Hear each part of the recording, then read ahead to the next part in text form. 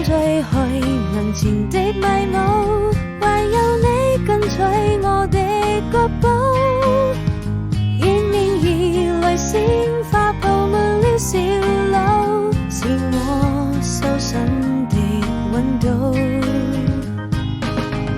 在每個白天黑夜裏，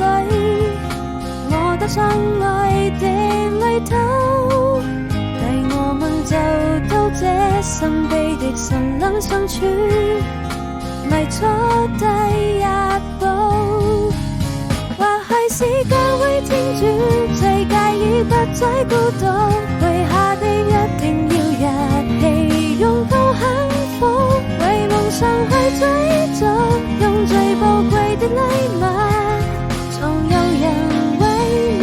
祝福。我多想